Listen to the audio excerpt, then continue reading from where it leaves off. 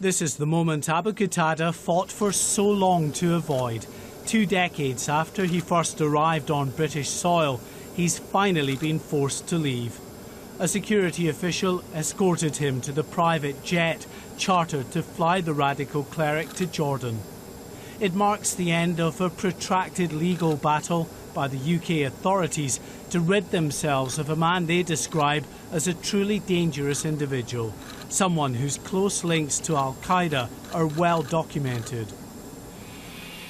Aboard the plane, there was a final glance towards the cameras and contemplation, perhaps, of the fate he now faces in Jordan, where he's wanted on terrorism charges. A couple of hours earlier, an armed police convoy escorted Qatada from the high-security Belmarsh prison in south-east London, 24 miles across the capital to RAF Northolt.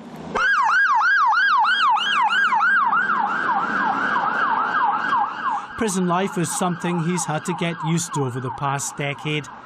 Family members paid him a last visit yesterday afternoon as he spent his final few hours here.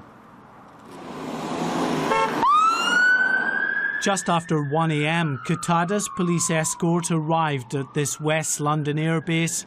A few minicabs and even fewer late-night revellers, the only witnesses to the deportation of one of the country's most notorious figures. Well, this isn't exactly the kind of high-profile departure many might have expected after such a long legal battle. A small airbase in the early hours of a Sunday morning. But for the politicians, after so many false starts, the priority this time is to make sure that Abu Qatada gets on that plane and goes. As his plane taxied towards the runway, those politicians, particularly the current Home Secretary, could breathe a little easier. Finally leaving Britain behind, Abu Qatada may never be back here again, but he leaves behind a battered and bruised political and legal establishment, more determined than ever to overhaul the UK's human rights laws to ensure no one in future can manipulate the courts to avoid justice. Mark White, Sky News.